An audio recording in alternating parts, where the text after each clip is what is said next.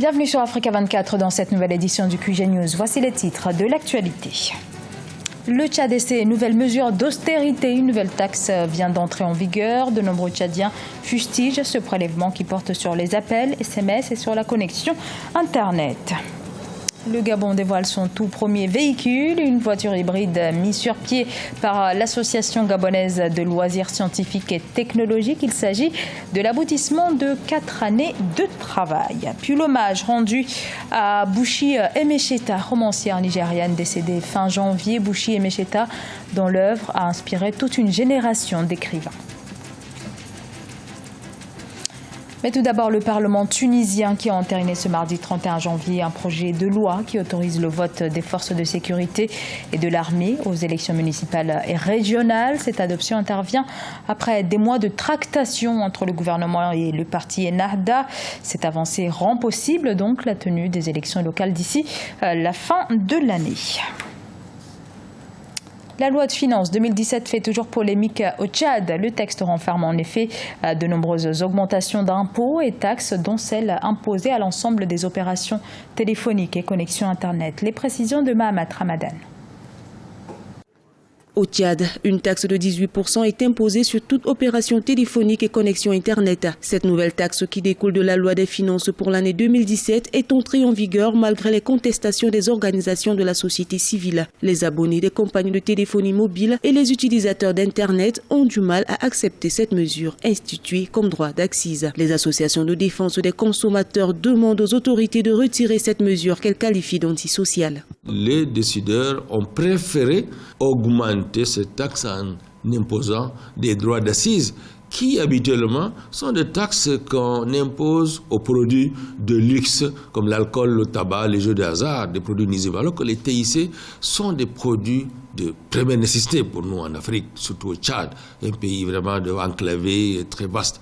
Nous sommes vraiment indignés par cette mesure qui, de notre point de vue, ne se justifie pas.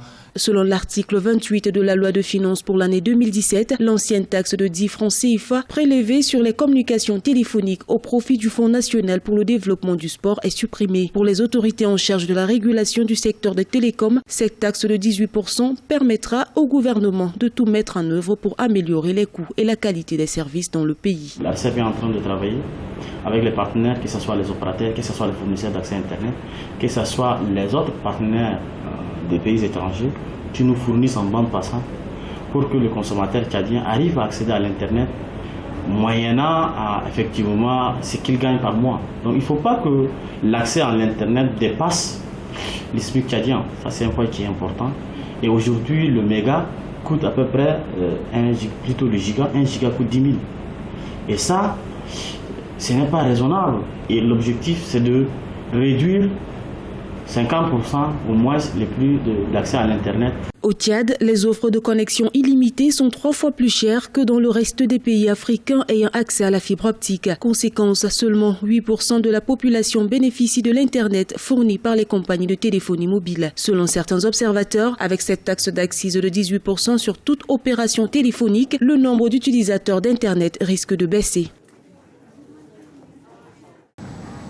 Après le véhicule de course hybride construit récemment par des étudiants égyptiens, c'est au tour du Gabon de s'illustrer en la matière. Un véhicule à l'allure d'un aéronef vient d'être présenté, comme vous allez le découvrir dans ce reportage. Notre correspondant au Gabon, Douglas Ntoutoum. Le premier véhicule Made in Gabon a officiellement été présenté au grand public à Libreville. Ce véhicule hybride, mi-moto, mi-voiture, qui a l'allure d'un aéronef, est le fruit de 4 années de travail de l'Association gabonaise de loisirs scientifiques et technologiques. Il est doté d'un moteur de moto et d'un système de déplacement semblable à celui d'une voiture classique. C'est une fierté pour moi d'être le premier à mettre au point un véhicule au Gabon, Made in Gabon, entièrement conçu au Gabon, pas des Gabonais.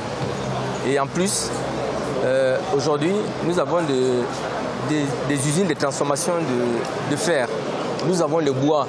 Aujourd'hui, vous voyez, Joël a été construit, la structure métallique est entièrement en fer, mais la carrosserie est entièrement en bois. Donc c'est une fierté de dire qu'on a un élément quand même national qui se trouve dans Joël. C'est une fierté pour moi. Loin des véhicules standards développés sur le marché international de l'automobile, le GL1 est un prototype qui pourrait s'inscrire dans l'histoire d'une industrie automobile gabonaise inexistante. C'est un rêve d'enfance, hein. Donc comme je disais tantôt, ce n'est pas ma première réalisation. En 86 déjà j'ai présenté un avion malheureusement qui n'a pas volé. Mais en 93 par contre j'ai conçu un avion qui a volé plus de 40 heures. Une partie à Libreville, une partie à Lambaréné, donc ce n'est pas la première fois. J'ai participé à plusieurs salons d'émotion.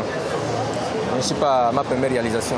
Les véhicules simplement parce que j'ai pensé au déficit en matière de technologie de roulage. Ça me faisait mal de voir les nombres de véhicules que nous avons au Gabon ou particulièrement à Libreville. Il n'y a aucun Made in Gabon dedans, ça me dérangeait. Là, pour moi, à travers ce projet, c'est une manière de briser les tabous. Pour dire, pourquoi penser que nous ne sommes pas capables de concevoir? Entièrement construite avec des pièces de récupération provenant de voitures de marque étrangère et d'une coque en bois d'hiver du Gabon, le voyageur GL1, comme on le nomme, a déjà été testé sur 838 km. C'est le premier véhicule roulant fabriqué au Gabon et par un Gabonais. Son talent a été reconnu quand il est apparu en 1983 aux côtés de l'écrivain Salman Rushdie. Bouchi Emecheta est décédé le 25 janvier 2017 à l'âge de 72 ans, auteur d'une vingtaine de romans, extraits de son expérience d'immigré africaine en Grande-Bretagne. Ses pairs la décrivent comme une véritable source d'inspiration. Birama Saunera. Au Nigeria, les écrivains rendent hommage à l'une des pionnières de la littérature. Il s'agit de la romancière Bouchi Emecheta, décédée le 25 janvier 2017 à l'âge de 72 ans. Connue pour avoir défendu les droits des femmes et des filles dans ses œuvres, Bouchi Emecheta a exploré des thèmes tels que la maternité, l'émancipation féminine, la vie en tant que mère célibataire et l'esclavage des enfants, entre autres. Les livres de cette romancière font aussi partie du programme scolaire national dans de nombreux pays africains. Elle est l'une des icônes de la littérature nigériane, et puis elle a été l'une des premières femmes à écrire en roman. Bouchi Emecheta est une grande défenseur des droits des femmes à travers ses livres. J'ai lu la plupart de ses livres quand j'étais jeune. Je ne savais pas qu'ils étaient autobiographiques. J'ai juste senti que ce sont des histoires que vivent les femmes. C'est pourquoi Bouchi a toujours été pour moi un exemple de ce qu'est une vraie femme africaine forte. Elle a commencé à écrire sur ses expériences dans une chronique régulière dans le magazine britannique New Statesman, et la collection a été plus tard transformée en une autobiographie appelée Invedich. Elle a ensuite écrit d'autres romans, notamment Citoyen de deuxième classe et Les joies de la maternité, publié en 1979. Une illustration complexe et authentique de la maternité au Nigeria et en Afrique.